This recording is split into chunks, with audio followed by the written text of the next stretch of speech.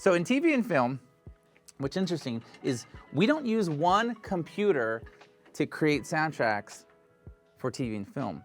We actually use 3. And today we're gonna take you behind the scenes to let you know what some of the rigs do, why they do it, and how they're set up here to work efficiently. Let's dive in. Okay, so today we're on the stage, and many of you have asked, how do we work with 3 computers?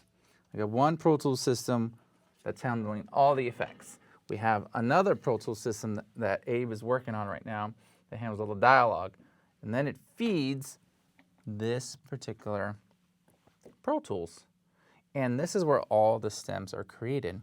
Well, we have the guys here who know how these things work, but essentially what happens, and let's just call this up real fast.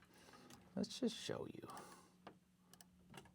Okay, so what we're essentially giving that dubber is we're giving a 5-1 effects out, a BG 5-1 out, a Foley 5-1 out, and a Walla 5-1 out. That is all going over here to this particular system. So then in here, this particular Pro Tools, let's just take a look real fast, a little under the hood here. So you see an input, this is receiving a 5-1 dialogue, a group 5-1 stem, a music 5-1, an effects 5-1, a BG 5-1, Foley 5-1, and an alt effect, which is my Walla. Over here, boop, boop, boop, boop, boop, boop, boop, boop. There we go. That's excellent. Let's see on this side, let's go like this.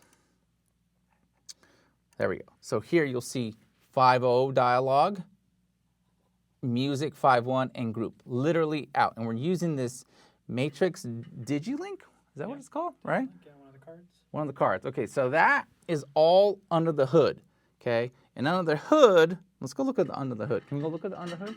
Abe and Alex, they all know this kind of stuff, but Abe's gonna give us a little tour. We can't, okay, it's already open. So there's the brains, right? All right, Abe, explain to us what everything is here. So anybody who is always interested. Our magical machine room. This is our machine room, right? Cool.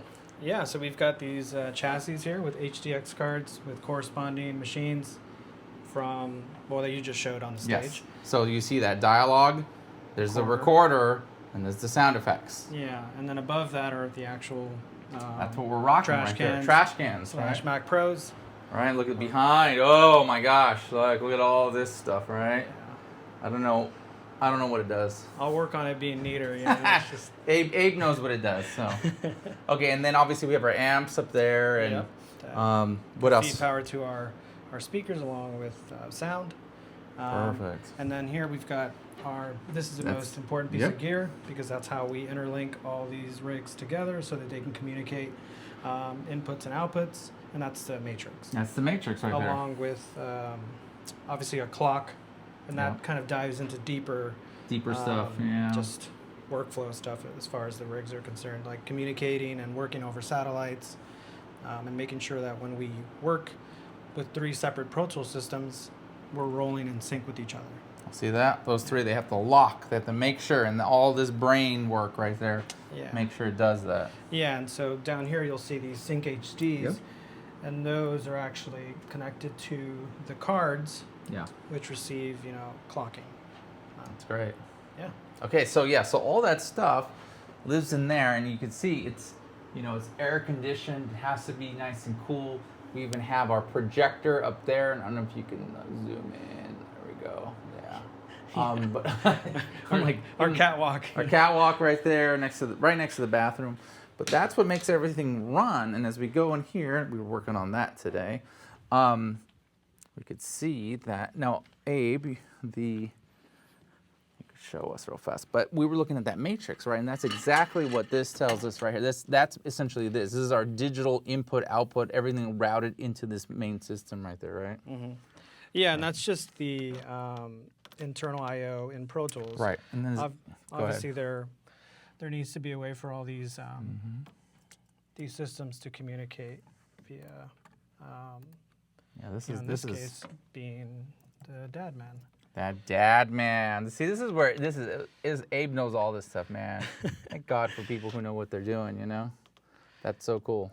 Yeah, and so you'll see the cards here. labeled dialogue, Oh yeah. right? So, Don't mess it up, Abe. well, here, I'm trying to find, oh, here we go. Oh, there we go. There, look at that. Oh my gosh. Yeah, so 1 to 1, and you can see like this would be from the dialogue side, and then it feeds our recorder 1 through 32. Oh, Because that's we perfect. get 32 outputs per I love card. that. I love that. And then obviously you've got your effects, Yeah. and same thing. 1 to Love 1. it. I Yep. love it. So this is the brains behind this is everything. You know, I know I've showed people before in the past like, oh, I'm over here doing this and I'm over here doing that. They all feed, because I know many of you have asked, you know, how do you use 3 computers and why, right? And this is the reason why right here. Let's go back.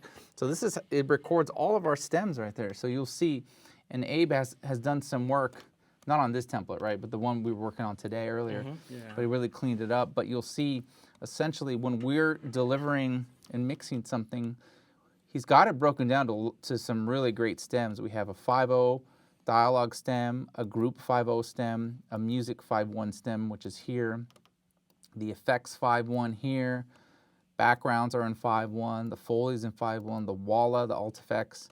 And then all those things feed this right here. This is the gold right here. This is the Printmaster, right? This is the 5/1 Printmaster. Yeah, the most important file. That's the most important. This is their 6-track. You go to a theater, this is generally where you're gonna have right here is your 5/1.